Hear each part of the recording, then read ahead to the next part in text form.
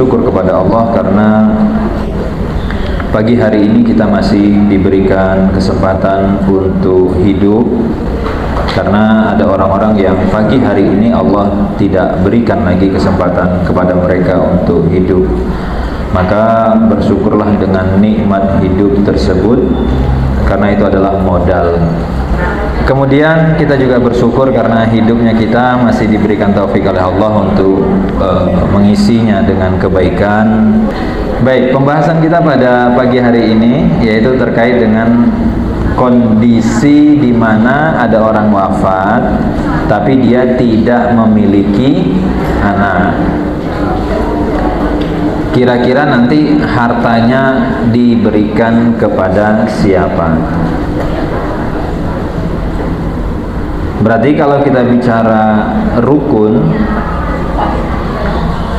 ataupun elemen ataupun unsur di dalam waris itu ada 3. Yang pertama itu namanya pewaris. Pewaris itu adalah orang yang wafat. Orang yang wafat. Walaupun kadang kalau di medsos itu kan kami adalah perintis bukan pewaris gitu, nggak sih? Walaupun memang ada katanya kata pewaris itu dipakai untuk menunjukkan dia sebagai ahli waris. Tapi kalau di redaksi-redaksi ya KBBI dan beberapa dokumen-dokumen itu, kata pewaris dipakai untuk menunjukkan orang yang wafat. Seperti misalkan kalau ada istilah pewaris menunjukkan ke ahli waris, seperti al-ulama warasatul anbiya. Para ulama itu adalah sebenarnya kalau diterjemahkan ahli warisnya para nabi. Walaupun ada yang menerjemahkan al-ulama warasatul anbiya, ulama itu adalah pewarisnya para nabi. Anda pernah dengar kan menerjemahkannya begitu? Jadi warasah itu sebenarnya orang yang mendapat waris. Kemudian rukun atau elemen yang kedua unsurnya adalah ahli waris. Ahli waris. Berarti ini adalah orang yang hidup. Maksudnya orang yang hidup ketika si pewaris ini wafat. Lalu yang ketiga itu adalah harta waris. Makanya nanti ketika membahas tentang waris, 3 unsur ini harus ada. Kalau 3 unsur ini nggak ada, maka kita tidak perlu membicarakan sesuatu yang tidak ada.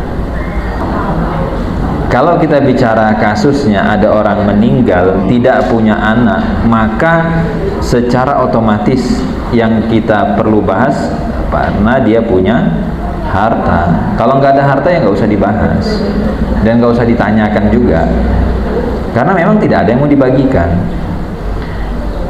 Nah, jadi kalau orang yang wafat kan jelas pewaris. Nah, kita hari ini mau menyoroti si ahli waris.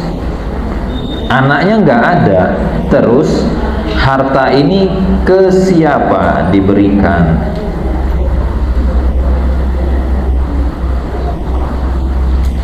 Anda nggak pernah ketemu kasus begini? Ya. Jadi kalau kita bicara tidak punya anak, ini sudah ya, sudah kebayang posisinya. Kalau kita bicara tidak punya anak, ini kan kemungkinannya 2 ya. Pertama, belum menikah. Karena kalau belum nikah kan nggak mungkin punya anak ya, kecuali Maryam, ibunya Nabi Isa. Itu memang kalau dinalar tidak masuk pakai nalar.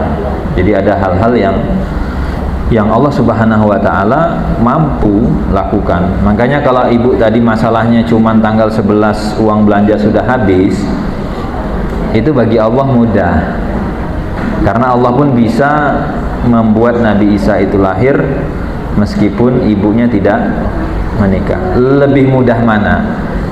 dapat uang belanja dari tanggal 11 sampai 30, atau lahir tanpa pernikahan.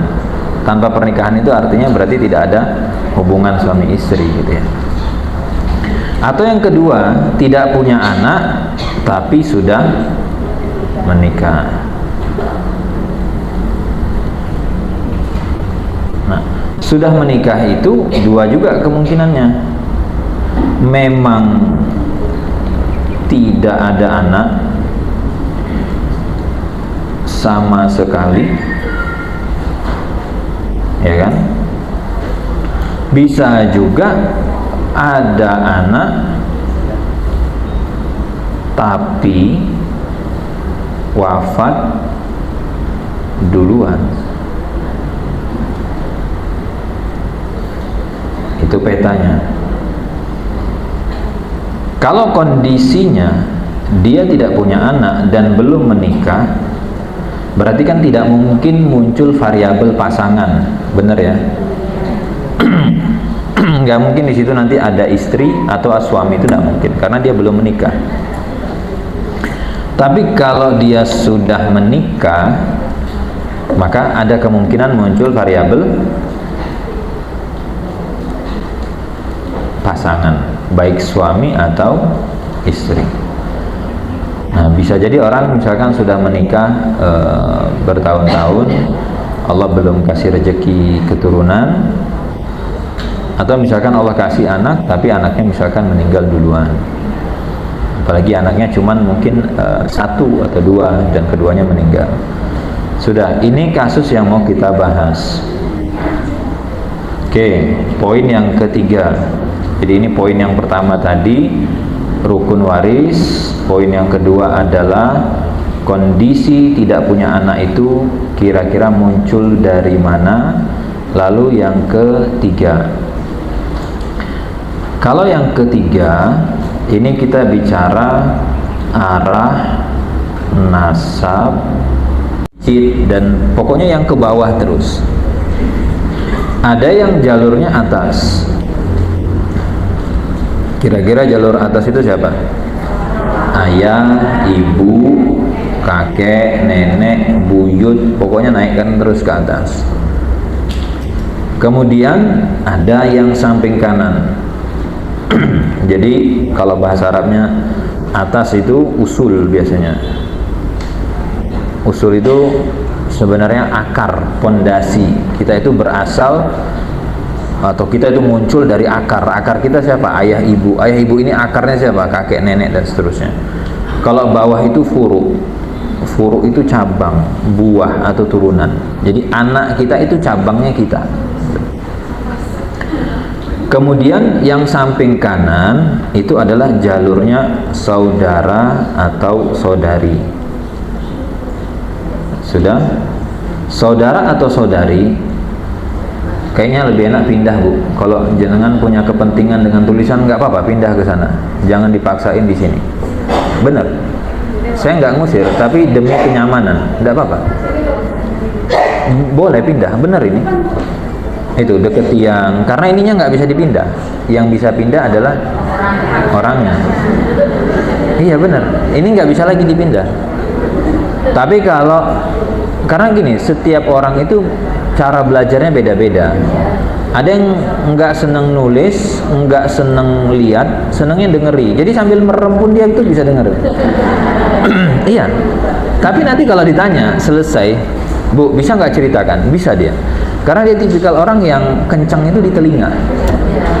Jadi dia merem pun nggak apa itu, merem. Ada orang tipikalnya dia harus lihat. Ada yang dia harus visual, digambarkan seperti ini.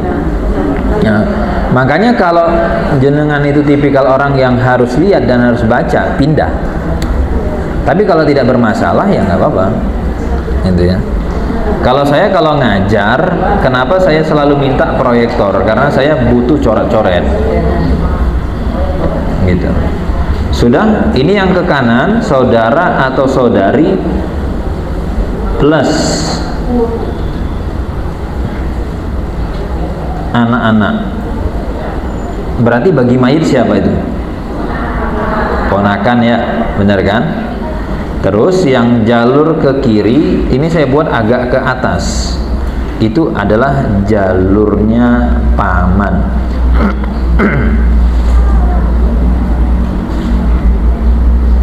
Nah, sebenarnya kalau dalam waris bibi itu bukan ahli waris. Bibi, tante, bule, bude, apalagi terserah namanya, ya ini bukan ahli waris sebenarnya. Tapi kalau sekedar bicara nasab enggak apa-apa, saya tulis. Plus anak-anaknya mereka. Siapa anak-anaknya? Sepupu. Nanti kalau sepupu nggak ada, dua pupu nggak ada, tiga pupu. Iya, apa namanya? Saya nggak tahu namanya. Intinya ini sepupu itu satu pupu. Pupu itu paha bukan sih? Hah? Bener nggak? Bener kan? Nah, sudah. Jadi yang baru pertama dengar istilah sepupu kok ada dua pupu gitu kan? Tiga pupu gitu. Saya nggak tahu, mungkin punya istilah sendiri, tapi intinya anaknya paman gitu. Terserah mau panggilnya mas, panggilnya apa, terserah. Intinya sepupu. Sudah? Tadi kalau kita bahas ada orang meninggal, dia tidak punya anak, artinya apa? Di jalur ini nggak ada, paham? Di jalur ini nggak ada. Berarti di sini merah itu indikatornya. Ada orang wafat nggak punya anak, ya sudah, berarti jalur ke bawah putus. Kita tidak bisa akses, nggak bisa cari yang ke bawah. Pilihannya kemana? Kalau nggak ke atas, ke kanan atau ke kiri. Sudah. Yang ke atas. Oke, sekarang berarti kan simple. Kalau nanti ada pertanyaan, ini gimana nih? Siapa yang berhak menerima waris? Soalnya anaknya nggak ada, ya nggak apa-apa, nggak usah pusing. Karena syariat kita itu bisa memberikan jawaban dengan kasus yang sangat detail dan terperinci. Kenapa? Analogi sederhananya begini, Bu, jenengan lek masuk toilet, masuk WC, ada SOP nggak? Tahu SOP, bukan yang ada kuahnya itu ya. Itu SOP. SOP itu standar apa? Operasi prosedur. Intinya prosedur standar, urut-urutan, cara mengerjakan. Bayangkan syariat untuk urusan yang dalam tanda kutip sepele. Nggak sepele nggak? Masuk toilet, coba. Itu tuh mungkin nggak kepikir sama kita. Coba siapa yang pernah kerja atau pernah tahu di perusahaan Jepang atau perusahaannya Eropa, Amerika dan yang lain, ada nggak SOP masuk toilet untuk karyawan? Bisa jadi ada, bisa jadi nggak ada kan? SOP-nya apa? Pakai helm, ya nggak? SOP-nya kalau masuk ke tempat kerja pakai sepatu gitu-gitu kan? Sampai ini diatur SOP-nya itu masuk toilet juga. Itu Islam atur. Coba pertama masuk toilet kaki mana dulu? Kiri. Jangan dua kaki barengan, kepleset. Ya toh? Nggak boleh. Nah, jangan kanan dulu. Terus apalagi? Baca doa. Terus di dalam toilet jangan nyanyi, jangan lama-lama. Terus apalagi di dalam toilet? Jangan ngaji gitu kan, tentang ibu-ibu pengajian di dalam toilet ngaji, nggak boleh. Nah itu saja urusan begitu syariat kita atur, apalagi urusan yang lebih besar, lebih penting dari sekedar toilet. Nanti kalau pertanyaannya apa hukumnya kalau masuk toilet disuruh bayar, nah, itu ada kajiannya lagi, fikih muamalah. Oke, berarti sekarang kita akan cross check. Kalau ada orang meninggal dan dia tidak punya anak, berarti kan kita akan lihat nih, sudah menikah atau belum, kan begitu. Kalau sudah menikah, kalau dia yang wafat perempuan, berarti kita cek ada nggak suaminya. Kalau yang wafat laki-laki, kita akan cek ada nggak istrinya. Ini dulu pasangan. Kalau dia belum menikah, ya sudah, berarti nggak mungkin muncul variabel suami atau istri. Sekarang bagaimana dengan jalur saudara? Cek yang jalur atas. Ada nggak? Pertama, oke, saya buatkan di sini aja. Yang kita cek untuk jalur atas. Satu, cek ayah masih ada nggak? Hidup nggak ayahnya? Yang kita cek kedua, ibunya ada nggak?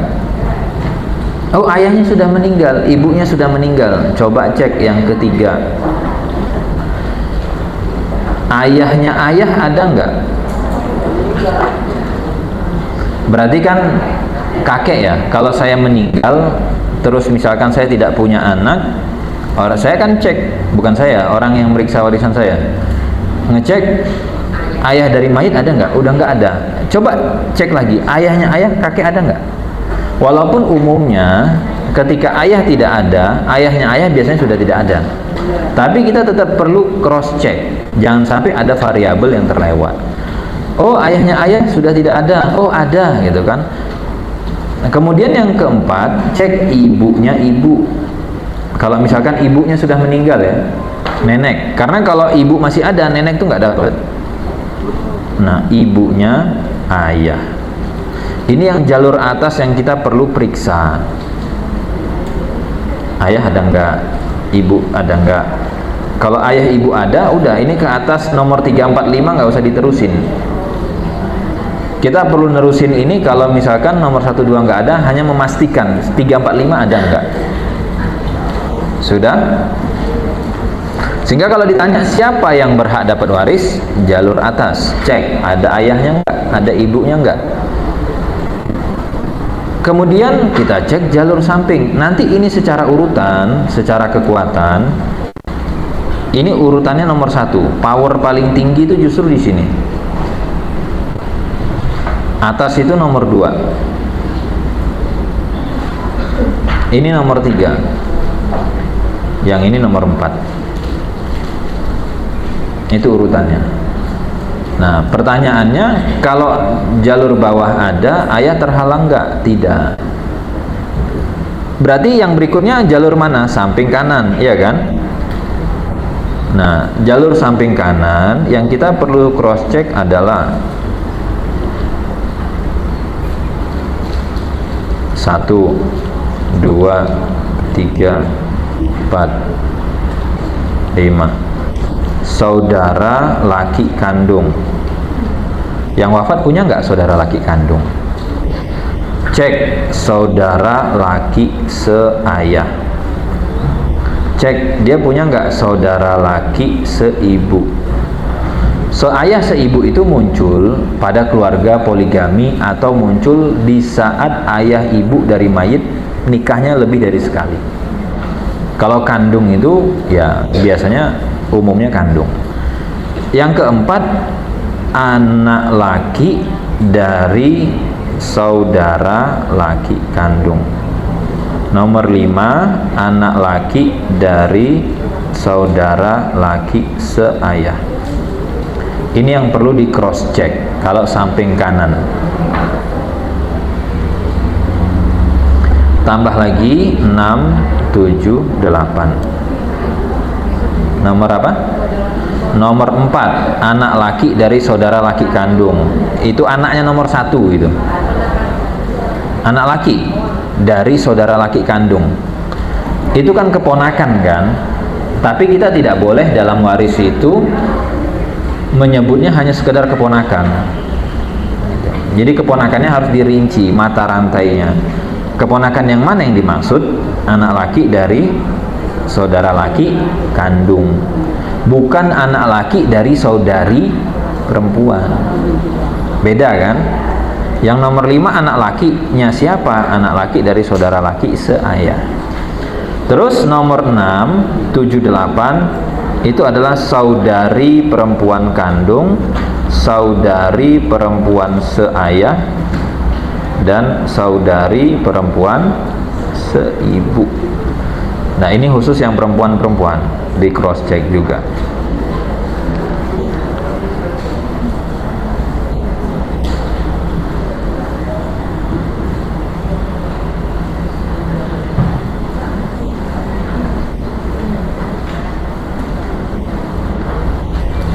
Sudah dicatat yang 8 ini?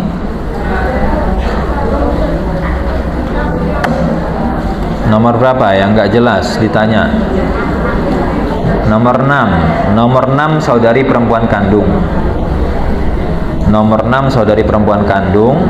Nomor 7 saudari perempuan seayah. Nomor 8 saudari perempuan seibu. Ada lagi yang mau ditanyakan? Nomor berapa?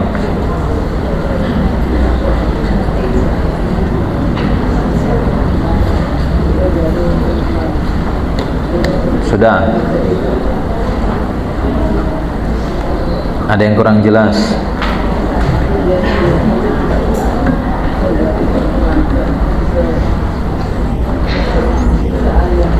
Kalau yang kandung itu dengan mayit bapak ibunya sama. Jadi kalau saya sebagai mayit, kalau saya yang meninggal, maka yang menjadi kandung saya itu adalah abang saya atau adik saya atau kakak atau mas saya, itu kandung. Karena saya dengan dia bapak ibu kita sama, itu kandung. Tapi kalau seayah berarti ketika saya meninggal, bapak saya itu istrinya bukan cuma ibu saya. Bisa jadi bapak saya poligami, bisa jadi misalkan ibu saya meninggal, bapak saya nikah lagi, atau bisa jadi berpisah, bapak saya nikah lagi, dari pernikahan berikutnya lahir anak. Orang ini bagi saya saudara laki atau saudari perempuan seayah. Ayah dia dengan ayah saya sama, ibu dia dengan ibu saya beda. Jadi kita ketemunya di seayah, satu ayah. Itu maksud seayah itu adalah kita satu ayah, kita satu bapak. Kalau kandung itu bahasa lainnya seayah, seibu. Ayahnya sama, ibunya sama.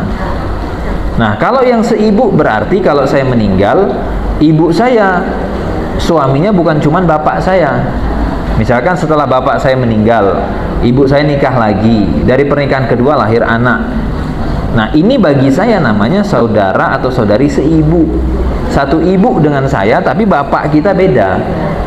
Atau misalkan ibu saya berpisah dengan bapak, lalu ibu menikah lagi, dari pernikahan kedua lahir anak, sama. Ini namanya saudara atau saudari seibu.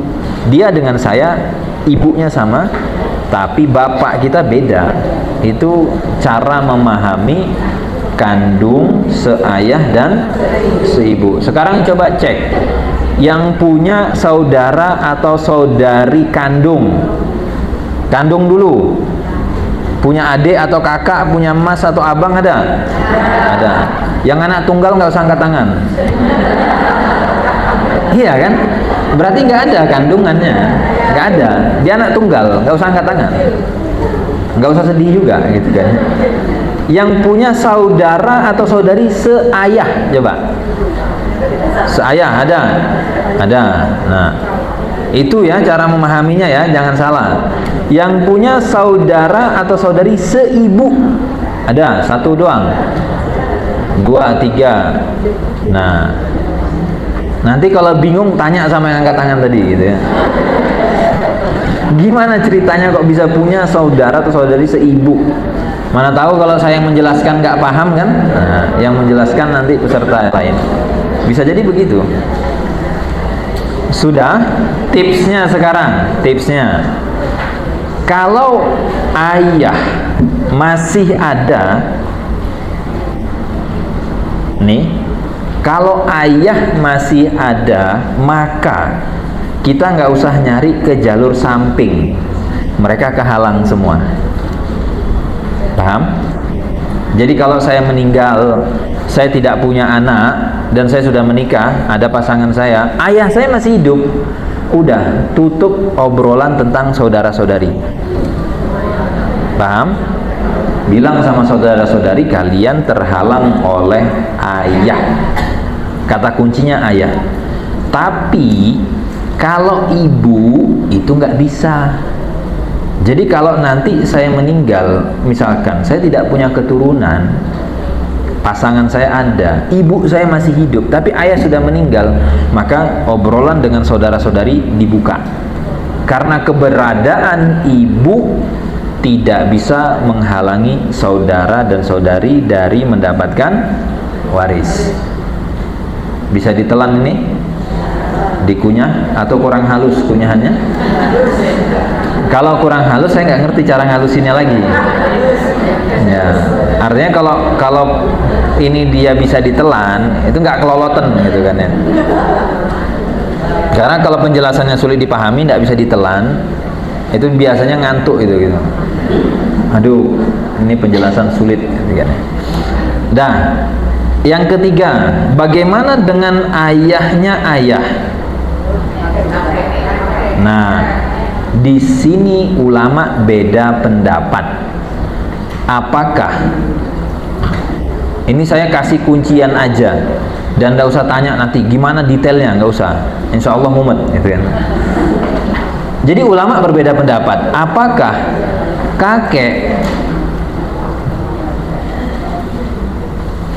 kakek sama dengan ayah atau tidak sama dengan ayah? Jadi perbedaan pendapatnya nanti di sini dasarnya. Apakah kakek sama dengan ayah atau kakek tidak sama dengan ayah?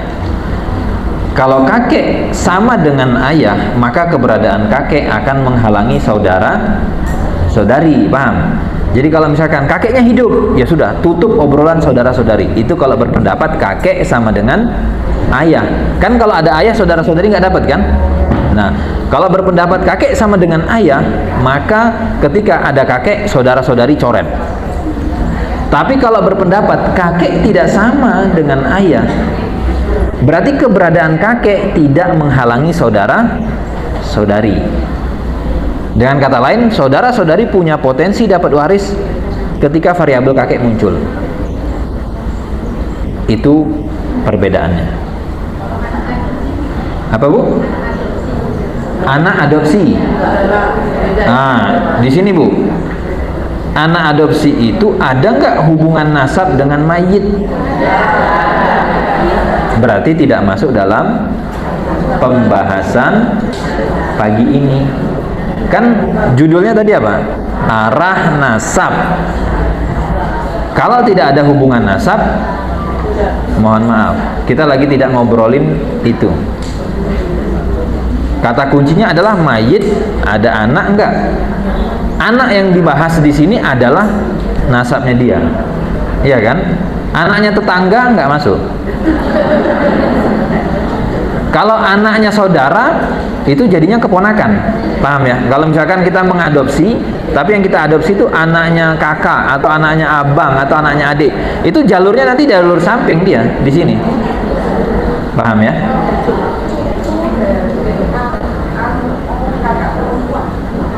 Cucu dari kakak perempuan, ya berarti jalur mana kira-kira? Dari mana? Samping. Kakak itu kan jalurnya saudara kan, geser ke samping. Terus dia punya anak, anaknya dia punya anak kan, begitu kan? Ya itu jalur samping. Jangan lebar ke sana dulu.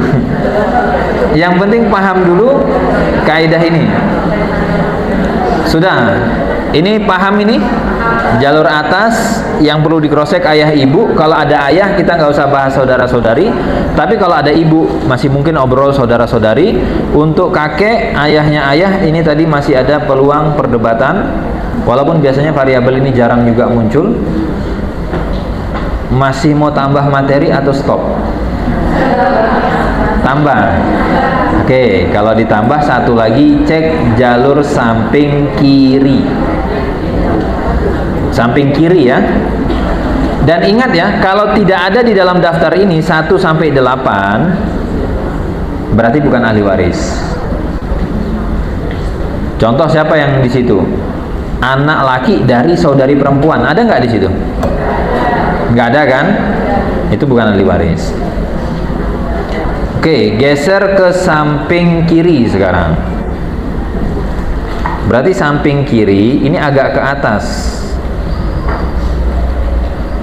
Nomor 1, saudara laki kandung ayah.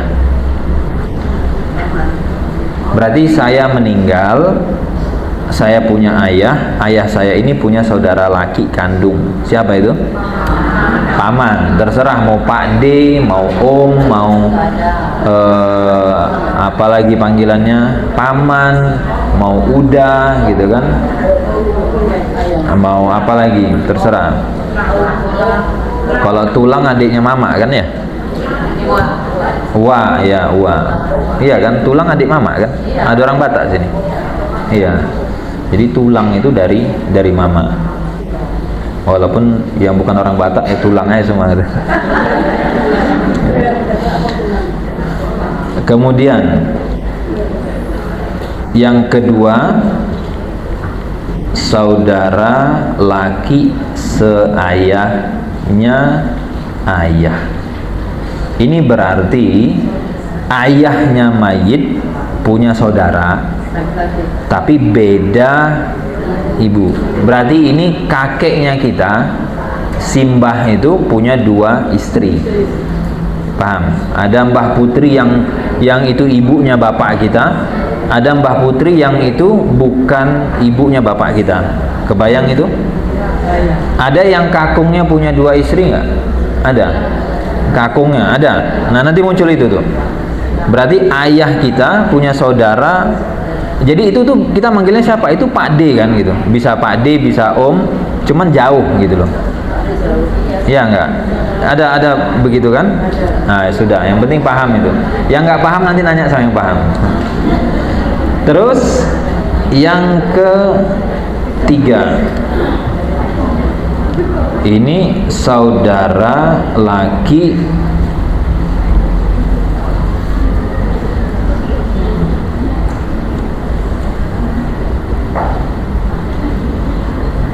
saya ragu yang seibu masuk nggak ya?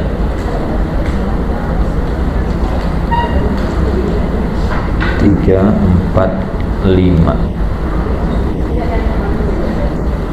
Kenapa saya tiba-tiba ragu ya? Seibu masuk nggak?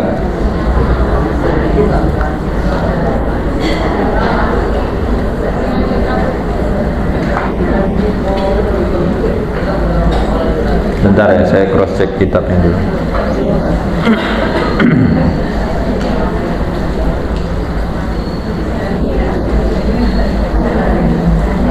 Karena ini kalau salah nanti salah.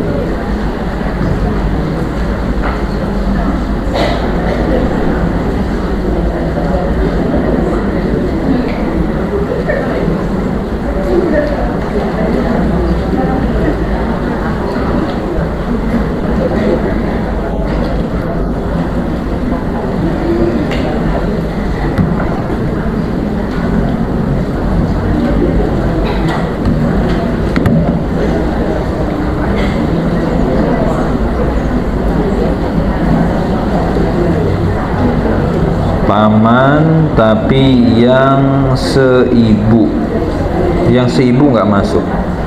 Yang masuk itu am syakik, am liab, kemudian ibn am syakik, ibn am liab, ibn ya, yang seibu nggak. Berarti di sini dia langsung lompat ke anak ya,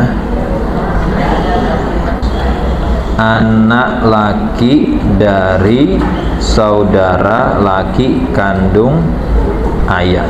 Ini yang tadi sepupu ya, benar kan? Berarti Pak D ataupun paman ataupun om, bukan om ya, paman ya, bukan om. Pak Le kali ya, Pak Le atau Uwan, paman kan. Kemudian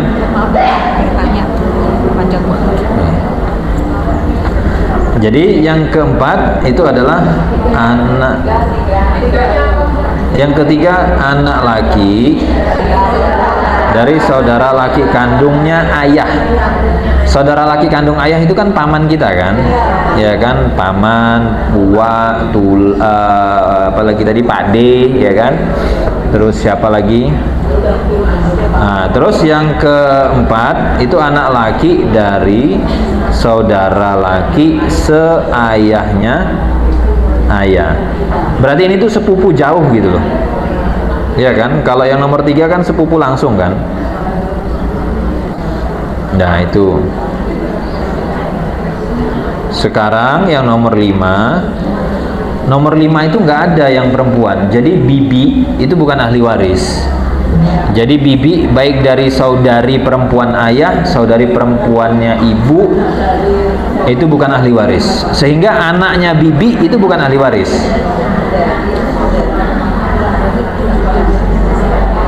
Ada yang bingung ini 1 sampai 4.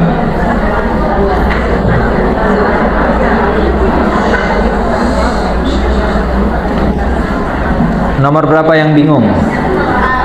Nomor 4 itu anak laki dari saudara laki seayahnya ayah. Coba saya buatkan gambarnya. Ini ya, ini saya sebagai mayit. Dah, ini saya lingkari. Yang tengah ini adalah yang meninggal. Terus yang meninggal ini dia punya ayah. Nah, ayahnya ini punya saudara laki. Terus di sini ayahnya mereka itu punya istri yang lain. Lahirlah ini. Nah, ini tadi, ini kan namanya ayah. Yang ini saudara laki kandung ayah. Saya kasih warna kuning nih. Ini kan paman namanya tadi kan. Terus yang warna hijau ini paman juga, tapi dia saudara laki seayahnya ayah. Jadi yang hijau itu dengan ayah kita, mereka satu ayah. Paham? Nah, terus yang nomor 3 itu anaknya si kuning. Itu namanya anaknya kuning ini anak laki dari saudara laki kandungnya ayah. Jadi cara men-trackingnya itu dibalik. Jadi antara cara membaca dengan cara melacaknya kebalik. Berarti kan kalau cara membacanya tadi saudara laki, anak laki dari saudara laki kandungnya ayah. Kalau kita membuat berarti mayit punya ayah. Terus ayahnya mayit punya saudara laki kandung. Saudara laki kandung dari ayah mayit punya anak. Nah, itu orangnya gitu. Paham? Sepupu itu kan? Iya, sepupu. Nah, sepupu bisa dapat waris. Nah, terus yang ini anaknya hijau. Anak lakinya si hijau ini namanya anak laki dari saudara laki seayahnya ayah. Nah, kalau misalkan mereka punya anak, mereka sudah meninggal dan mereka punya anak laki, ini nanti 2 pupu. Nanti mereka udah meninggal semua di level itu 3 pupu. Dan beberapa kasus waris yang saya tangani itu sampai ke 2 pupu loh. Jadi mayit ini dia nggak ada yang circle-nya ring 1, ring 2, ring 3-nya itu nggak ada ahli warisnya, melebar ke sana. Sehingga si 2 pupunya ini bahkan tidak mengenal itu. Ini yang meninggal siapa? Dia dapat waris. Ya namanya rezeki kan, nggak tahu. Sudah? Dah selesai sesi materi. Paham? Jadi nanti kalau ada pertanyaan, kalau dia tidak punya anak, kemana kita berikan warisannya? Kita cek jalur atas. Nggak ada jalur atas, cek jalur samping kanan. Nggak ada jalur samping kanan, baru cek jalur samping kiri. Kalau ada orang di jalur samping kanan, saudara laki kandung laki seayah, yang kiri nggak dapat.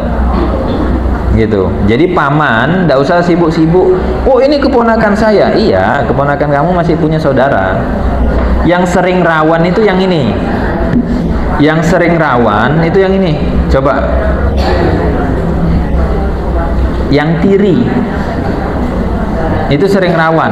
Kalau yang kandung biasanya paman sadar diri tuh, nggak akan intervensi. Tapi begitu yang wafat tidak ada kandungnya, adanya seayah atau seibu, paman biasanya ikut campur. Ngerasa ini keponakan saya langsung atau ini ya sepupu saya langsung misalnya. Baik, silahkan kalau ada yang mau didiskusikan atau ditanyakan, terutama terkait materi dulu. Kalau sudah paham berarti nggak ada pertanyaan tentang materi.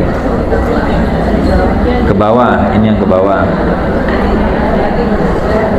Nomor berapa yang ditanyain?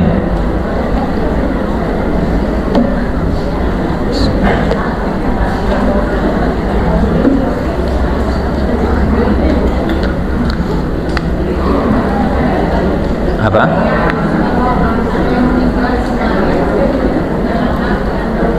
Punya anak kandung? Ya. Dapat. Ayah ibu itu pasti dapat dan tidak bisa dihalangi oleh anak. Jadi walaupun tadi ada urutan kan, bawah dulu atas gitu kan ya. Kalau di KUH Perdata ada notaris ini, notaris atau lawyer ada. Nah, kalau pakai acuan KUH Perdata, golongan satunya itu, ring satunya adalah pasangan atau anak. Nah, itu kalau masih ada, maka golongan duanya ayah ibu nggak dapat. Tapi kalau secara fikih, anak meskipun dia laki tidak bisa menghalangi ayah ibu dari waris. Karena jatahnya ayah ibu langsung diamankan oleh Allah. Allah yang amankan. Sehingga kalau dia bilang, pokoknya kalau ada anak ayah ibu nggak dapat, dia cari masalah sama Allah. Jadi head to headnya ngajak ribut, yang diajak ribut Allah. Karena Allah bilang di ayat 11 ini, di An-Nisa ayat 11 Allah menyebutkan untuk ayah ibu di baris yang kedua. Baris kedua pertengahan itu, wali abawaihi likulli wahid, untuk ayah dan ibu, likulli wahid, masing-masing. Jadi ayah sendiri, ibu sendiri, masing-masing kata Allah. Minhuma as-sudus. Plotnya itu 1/6. Jadi kalau ayahnya hidup, ibunya hidup, kata Allah kasih 1/6, kasih 1/6. Pada kondisi apa? Yang pertama tadi ayah ibu jatahnya 1/6 dari apa? Mimma tarok, dari apapun yang ditinggalkan oleh mayit. Dan pada kondisi apa? Ingkana lahu walad. Kalau yang wafat kondisinya punya anak, kurang jelas apa. Makanya ayat waris itu Allah kasih 4 kuncian di dalam ayat. Kuncian pertama variabel siapa, yang berhak siapa. Allah lagi ngobrol ayah ibu, itu variabel 1. Variabel siapa, Allah langsung bilang ayah ibu. Kan nggak ada orang yang paham bahasa Indonesia tapi nggak tahu ayah itu yang mana, ibu yang mana, nggak ada kan. Kuncian yang kedua Allah sebutkan berapa, langsung Allah yang ngeplot, Allah take over langsung tuh, ambil alih. Ini ya, ayah ibu masing-masing 1/6. Likuli wahid, nggak ada bahasa orang mau tafsirkan ayat ini dengan oh ini interpretasinya, oh ini maksudnya bukan begitu, nggak ada. Orang dengan literasi terendah sekalipun bisa memahami ayat ini. Likuli wahid, satu-satu, masing-masing, per orang. Sejelas itu ayatnya. Variabel ketiga yang diatur di dalam ayat disebutkan adalah mimma tarok. Dari apa angka itu? 1/6 ini dikalikan dengan apa? Apapun yang ditinggalkan oleh orang yang wafat. Ini berarti kalau dalam kajian keuangan, neracanya mayit, balance sheet-nya itu, apa yang terpetakan, kepotret di neraca itu jadi waris. Dan kemudian variabel yang keempat di lock sama Allah di dalam ayat, pada kondisi apa angka ini berlaku? Pada kondisi mayit punya anak. Kalau dia mau otak-atik ayat waris, dia harus otak-atik 4 variabel ini. Nggak bisa mau otak-atik, nggak bisa, pasti dia akan bertabrakan dengan nalarnya sendiri. Logika dia nggak bisa. Jadi kalau ditanya ayah ibu dapat nggak? Dapat. Ada anak lakinya? Dapat. Tapi ada anak laki kata dia. Iya, Allah bilang dapat. Enggak, mau saya nggak dapat, nggak apa, ribut sama Allah sana gitu. Kadang orang nggak sadar konsekuensi dari omongan dia. Kamu lagi ngajak Allah ribut loh gitu. Kan gitu bahasanya. Head to head cari masalahnya sama Allah. Wallahu a'lam. Yang lain silakan. Saya nggak marah ya ibu-ibu ya. Emang begitu nadanya. Jadi kok lain kali ustadznya nih gitu. Enggak, saya nggak marah. Memang saya harus jelaskan. Intonasinya orang Jogja itu rendahnya di 1, tingginya di 5. Kalau bukan orang Jogja, rendahnya itu di 6, tingginya 10. Paham ya? Jadi ini kok naik nadanya nih? Enggak, memang gitu nadanya gitu. Enggak marah saya. Nah, silakan Bu. Ya.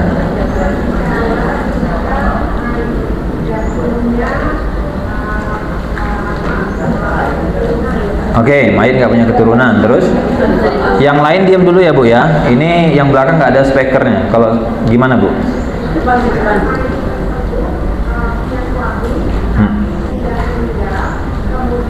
Meninggalnya kapan? Saat si mayit ini meninggal atau sebelum mayit ini meninggal?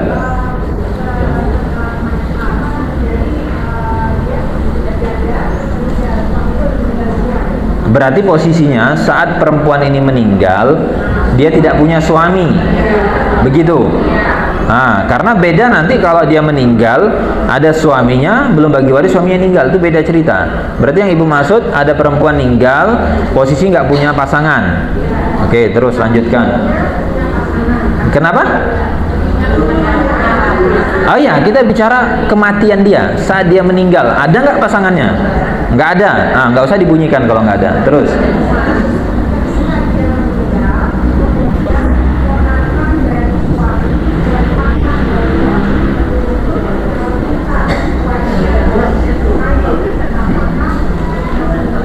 Oh, kalau dibilang ponakan suami dan paman suami kan tidak ada hubungan nasab sama mayit, Bu. Ini kan kita bicaranya hubungan nasab. Misalkan nih, saya meninggal. Ya. Coba deh, saya meninggal nih. Saya meninggal, kemudian ketika saya meninggal, tiba-tiba pamannya istri, keponakan istri datang, minta warisan. Bentar, apa hubungannya sana sama saya? Nggak ada. Nggak ada hubungan nasab. Kecuali ibu mau bahas kasus waris suami dari perempuan ini, ada nasabnya. Nggak boleh, nggak berhak dia. Harusnya dia malu itu. Ya kan sama kayak misalkan ada tetangga ninggal terus saya datang, Pak, tolong saya dikasih. Loh, yang ninggal istri saya, kata dia. Ya pokoknya saya minta. Nggak ada hubungannya. Gitu, wallah. Ada lagi yang nanya? Mana? Ini banyak pula, bingung saya. Bentar Bu, yang sini ke kiri dulu, belakang sudah, tadi depan sudah, kiri, agak tengah. Ya.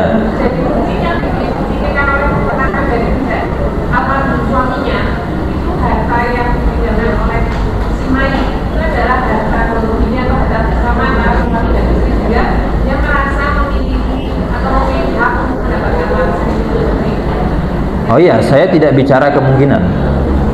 Saya bicara variabel yang masuk ke saya. Apa Bu? Oh, pegang mic. Oh ya, siap. Boleh. Jadi kalau, makanya tadi saya bilang, kalau yang dia gugat, kalau yang dia permasalahkan adalah kasus si laki-laki, Bu. Ya berarti kan kita bukan bicara waris perempuan dong. Kita bicara kasus waris si laki-laki. Makanya kan harus diklirkan. Beliau tadi mau bahas kasus waris yang perempuan, kan gitu kan Bu. Ini saya pegang asumsinya yang laki-laki udah nggak ada masalah. Kalau laki-laki ada masalah ya berarti kita lagi nggak bahas kasus waris ini, bahas yang ini. Secara ini gimana Pak Ustaz? Nggak tahu, kan saya nggak tahu. Makanya saya bilang data yang dikasih ke saya tidak menyebutkan bahwa ini belum selesai. Saya menjawab based on data.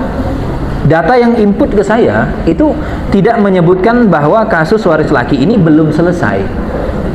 Kalau begitu saya anggap sudah selesai. Ini yang beliau sebutkan variabelnya hanya kasus perempuan ini. Maka saya akan menjawab kalian tidak ada hak. Dan saya menanyakannya terkait. Kalau ibu munculkan ini belum selesai, berarti kita bicara yang sini bukan sini. Berhak dia bicara di sini. Ini Ustaz mengatakan kita tidak bicara kemungkinan, tapi kita bicara data. Iya. Saya menjawab case-nya beliau, itu data yang input di sini nggak ada.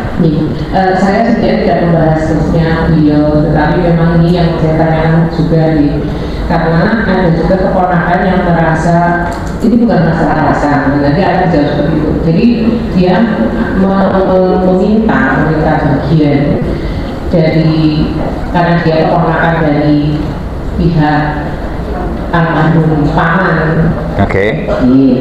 Tapi kan paman sudah seto duluan. Oke.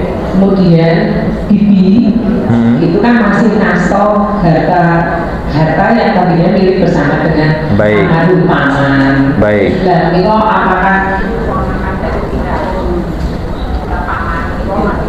Oke, kalau ini kan case-nya beda dengan beliau kan Bu. Makanya waris itu kenapa dia sangat unik, karena per mayit variabelnya beda. Karena tadi Ibu bilang melanjutkan yang sana, saya jawab sana variabelnya beda. Tapi kalau Ibu buat case baru, saya akan jawab. Nah, kalau tadi ditanya ada laki-laki meninggal, apakah keponakan dari mayit laki-laki ini berhak, kan begitu? Kalau beliau punya harta, dan itu kan tidak 100% ke istri, kan begitu. Maka kita akan cross check. Beliau punya anak nggak? Nggak ada. Tadi ada nggak anaknya? Nggak ada. Saudaranya ada? Saudara si mayit yang laki ada? Nah, berarti ke saudara sisanya.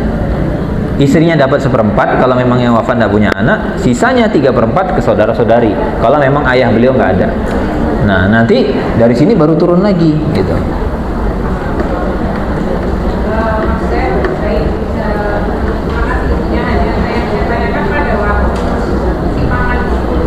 Ya. Oke. Oke. Oke. Iya. Itu berarti ada dua kasus waris yang bertumpuk. Yang pertama saat si laki-laki ini meninggal, harusnya di situ sudah terjadi proses hitung dan bagi. Karena bibi kan hanya mendapatkan 1/4 dari punya paman. 3/4-nya ke saudara-saudari paman itu. Kalau memang paman ini tidak punya anak, ya toh. Nanti pada saat bibi ini meninggal, maka hartanya bibi kemana? Ke saudara-saudari. Karena setelah paman meninggal, bibi nikah lagi nggak kan? Nah, ke saudara-saudarinya bibi. Akhirnya ributlah antara dua saudara dari pihak paman dengan saudara dari pihak bibi. Seperti jadi harus dirunut dia kalau kasusnya numpuk. Jadi kalau sudah bertumpuk seperti itu, kita harus urai. Mayit pertama diselesaikan, kedua, dan seterusnya. Itu. J sami-sami. Monggo yang sebelah sini ada. Oke. Mic-nya. Bentar Bu, nanti balik ke sini. Silakan.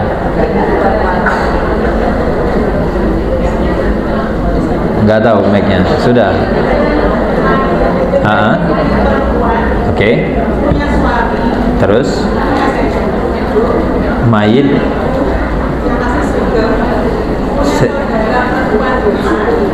Bu.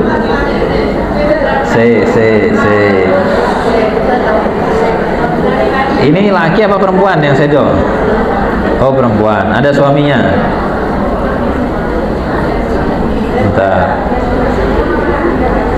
Bentar ya. Ini perempuan, terus ada suaminya. Tidak punya anak ya Bu ya? tidak punya anak? Terus ayah ibunya masih hidup nggak? Ibunya masih sugeng, punya saudara perempuan 4. Jadi statusnya itu yang perempuan adik dan kakak. 2 adik, 2 kakak. Terus 1 lagi laki-laki. Oke, tapi kandung semua. Kandung semua. Berarti yang masih hidup ada 5. Ada 5. Dan semasa hidup beliau itu diberikan hibah dari keluarga ibunya yang sugeng itu suatu usaha. Kemudian meninggal. Bentar Bu. Ini ibunya masih hidup tadi? Masih hidup. Ibunya mayit ini? Masih. Bapaknya sudah nggak ada? Sudah sedo. Baik, berarti saya masukkan variabel ibu. Terus begini gambarnya, coba cek di layar saya. Gambarnya begitu nggak? Yang bersama dengan itu suaminya ya? Iya. Oh ya, betul. Benar begitu? 1 laki-laki, 4 perempuan. Oke, terus? Kemudian semasa hidup beliau itu diberi hibah suatu usaha Oleh keluarga ibu kandungnya. keluarganya ibu. Jadi, Terus setelah meninggal itu apakah untuk pembagian waris itu harus dikembalikan atau dibagi sesuai hukum waris? baik, Karena status mayat tidak mempunyai putra atau putri. baik. Yang pertama begini, kembali lagi kepada definisi harta waris. Yang disebut sebagai harta waris adalah apapun yang dimiliki oleh mayit saat dia masih hidup. Jadi orang ini saat masih hidup punya apa sih? Sudah. Sehingga kalau tadi beliau punya usaha, beliau punya bisnis, terserah mengenai sumbernya, Bu, itu bebas. Mau dia dapatnya dari jualan, dapatnya dari bekerja, dikasih tetangga, dikasih teman, dikasih keluarga, dapat waris. Bicara revenue streamnya, dari mana aliran uang itu masuk, terserah, yang penting halal. Sudah? Nah, begitu masuk di dalam kotak kepemilikan beliau ini kan kalau di dalam bahasa keuangan neraca kan ya. Apa yang ada di neracanya beliau, neraca itu kan memotret yang pertama total aset. Baik asetnya bergerak, tidak bergerak, liquid, tidak liquid, produktif, tidak produktif, tangible, intangible, aset produktif dan seterusnya. Apapun itu kepotret di kolomnya aset. Neraca juga akan memotret liabilitas, beban, utang, baik jangka panjang, jangka pendek, ada agunan, tanpa agunan, terserah.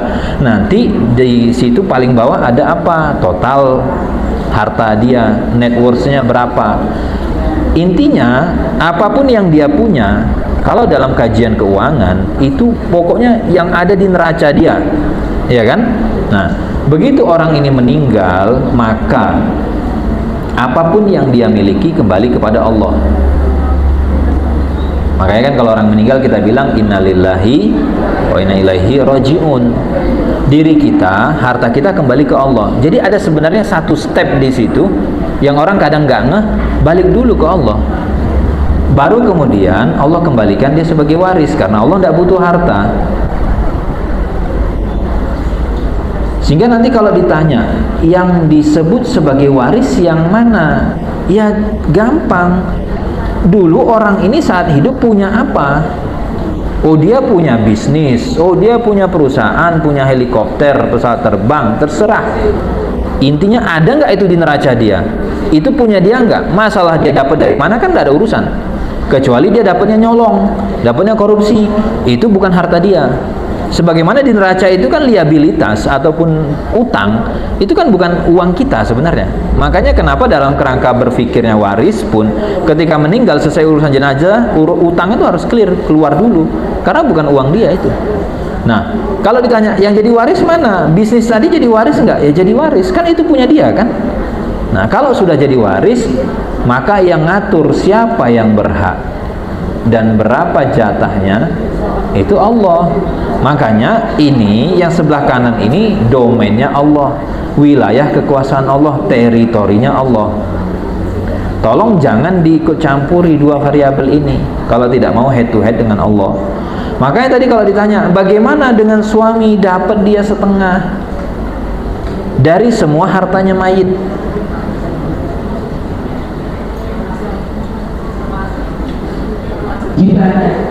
Yang tadi diberikan ya, itu harta beliau bukan? harta mayit. Ya sudah, berarti tidak termasuk itu tergolong sebentar. harta bunuh diri tidak Ustaz? Karena ibu, sudah dimiliki bersama dalam suatu hubungan pernikahan itu. Itu hartanya mayit bukan? Kalau itu hartanya mayit jadi waris enggak? Kalau jadi waris, suami ahli waris bukan? Jadi yang menentukan setengah itu bukan kita bicara gono gini. Itu yang menentukan Allah Azza wa Jalla di ayat 12. Nih, di ayat 12 Allah bilang walakum. Ini ya, suami kata Allah, nisfu, setengah, 50%. Dari apa? Matarok. Dari apapun yang ditinggalkan oleh mayit, yang ada di neracanya mayit, itu dikalikan setengah ke suami. Variabel itu muncul pada kondisi apa? In lam yakun lahunna walad. Kalau mayitnya tidak punya anak.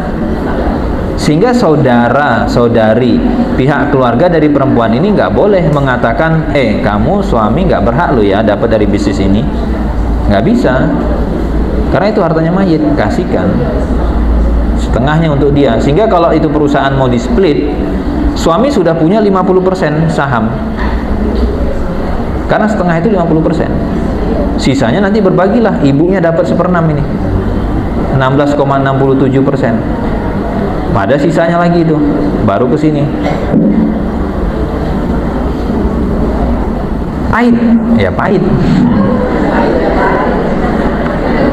Makanya ujiannya keimanan itu adalah ketika sudah urusannya sama duit. Misalkan perusahaannya, anggap aja lah misalkan 10M, setengahnya itu 5M loh, ya enggak? Nah, suami kawin lagi, dia nggak dosa kan Bu? Dosa nggak Bu? Nggak kan? Nah, salah siapa ibu meninggal duluan coba?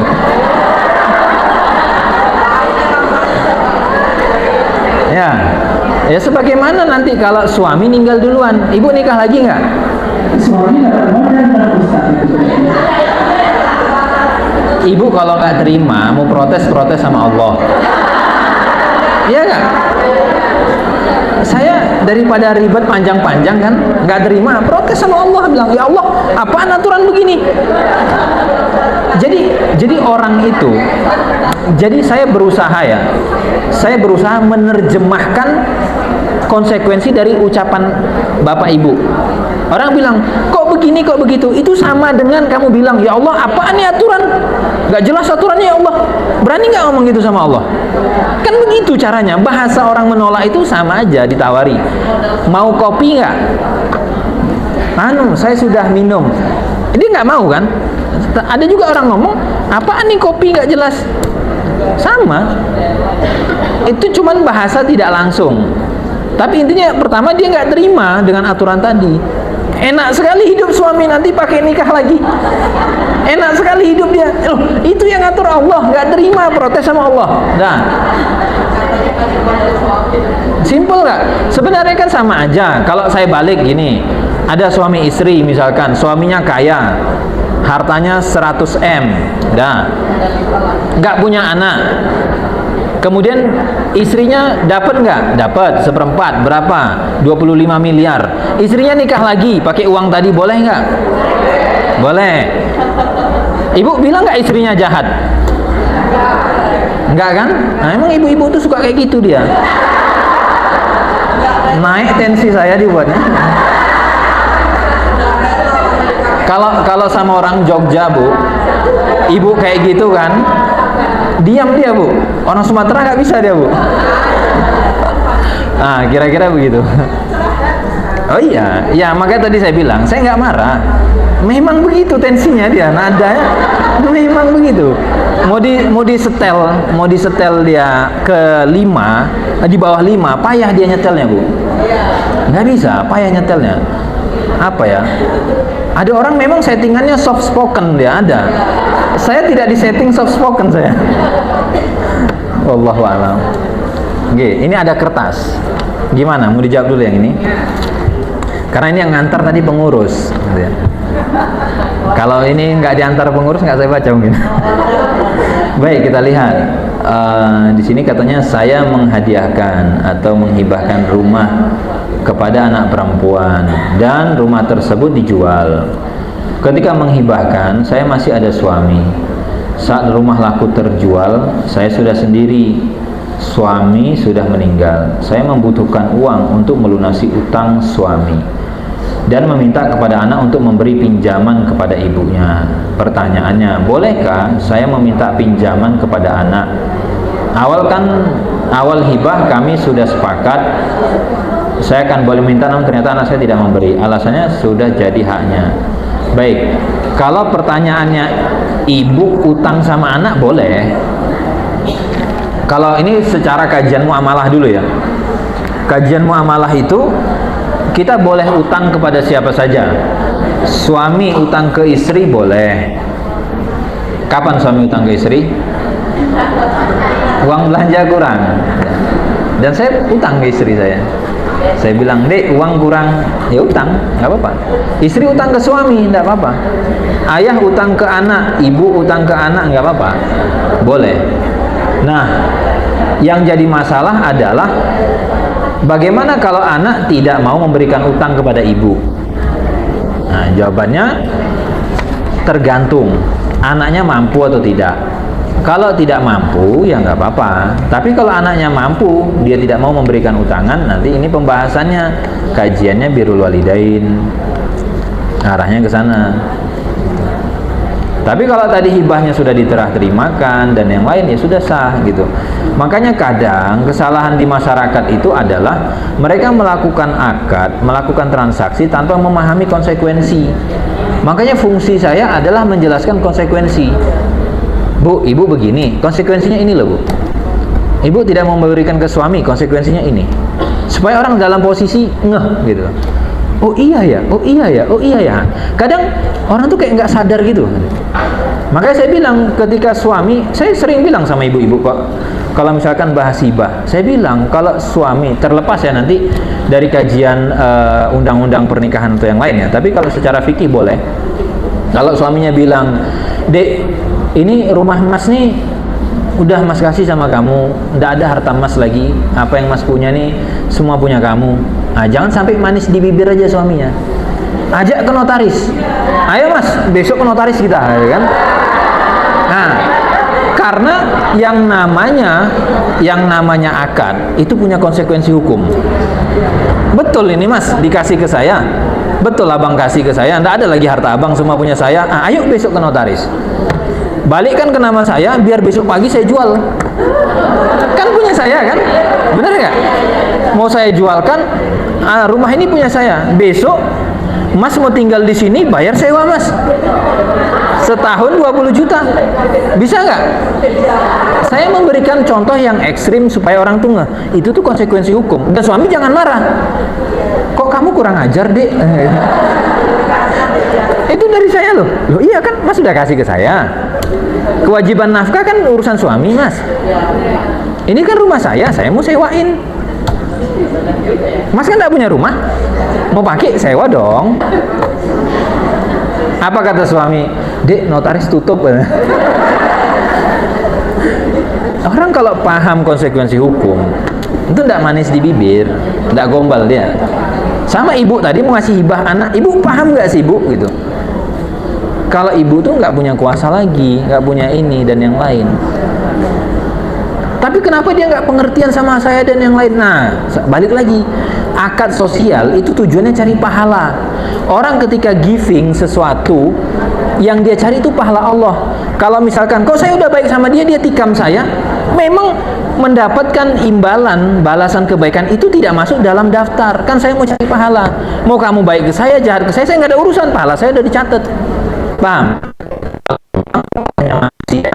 Kok saya baik ke kamu tikam saya sih? Ya nggak? Tapi kan saya nggak nyari balasan kamu. Gitu bu. Jangan tikam balik bu. Nggak boleh. Ibu ini main tikam-tikam ya. Udah ya, ibu-ibu, itu dulu untuk sesi kita kali ini. Sampai 9. Hah? Jangan panjang-panjang bu ya. Panjang apa enggak? Nah, coba kalau pendek. Gimana? Saya contohkan saya. Oh ya, kenapa? Saya cuma punya anak perempuan 1. Terus? Misalnya kalau punya suaminya mendapat 1/4. Ya, suami ibu masih ada? Ya. Oke. Oh, berarti ini mensimulasi kalau ibu meninggal? Ya. Iya, enggak apa-apa. Enggak apa-apa, betul. Iya. Memang begini bu, bedanya orang Jogja, dia itu memahami sesuatu dengan kode-kode bu. Kalau saya tidak bisa. Oh ibu orang Padang, enggak apa-apa. Sebanding lawan kita kan. Nah, memang harus dibunyikan. Ibu bersimulasi kalau ibu meninggal, enggak apa-apa, bilang aja begitu. Nah, silakan. Terus. Kalau perempuan itu 1, ya. setengah. Ya, setengah tambah 1/4 kan berarti. Suaminya 1/4. Ya, sudah 75. Berarti 1/4 lagi kepada ayah ibu masih ada enggak orang tua? Nggak ada. Saudara-saudari? Saudara-saudari. Nah, ya, kasih ke mereka. Ya. Terus? Yang kedua, itu yang pertama. Iya. Yang kedua, saya punya ayah. Tadi katanya ayahnya nggak ada. Yang kedua, saya punya yang kedua. Kasus beda. Belum dibagi ya buat warisan itu. Oke, paham. Bapak saya udah meninggal. Baik. Punya adik satu perempuan. Tidak punya ayah, tidak punya ibu, semuanya dia cuma berdua. Oke. Hartanya belum dibagi. Baik. Terus ayah saya punya anak 6. Oke. Ada laki, ada perempuan. Baik. Saudara perempuannya tadi kira-kira berapa besar? Nggak dapat. Nggak dapat perempuan. Kan mayit punya anak laki. Oh, gitu. Udah nggak dapat ya. Berarti Bagi ke anak. Yang anaknya berapa di 6? anaknya 6. Berapa lakinya? 2. Berarti lakinya 2, 2 kali 2 4, tambahkan perempuannya 4 dia. 8. Berarti yang lakinya 2/8, 2/8, perempuannya 1/8, 1/8, 1/8, 1/8. Cukup seperti itu, tidak ada sedikit lain kan? Ya, mau kasih saya boleh? Terima kasih. Ya, sama-sama. Assalamualaikum warahmatullahi wabarakatuh. Salam. Ya, jadi begitu ya ibu-ibu ya.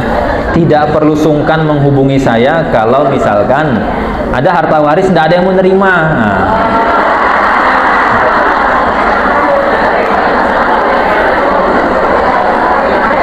Nomor rekening saya kirim. Kalau memang harus dijemput, saya jemput. Bawa koper enggak apa-apa, ya. Paham yang bagian terakhir ini? Nah, intinya tidak perlu sungkan. Ya. Karena kalau udah urusan duit itu Bu, ya, orang yang udah kaya pun butuh duit Bu. Apalagi yang nggak kaya. Baik, cukup itu saja yang bisa kita bahas. Mudah-mudahan ada faedahnya. Mari kita tutup dengan berdoa kepada Allah Azza wa Jalla. A'udzubillahi minasyaitonirrajim. Bismillahirrahmanirrahim. Alhamdulillahirabbil alamin, hamdan syakirin, hamdan na'imin, hamdan yuafi ni'amahu wa yukafi'u mazidah.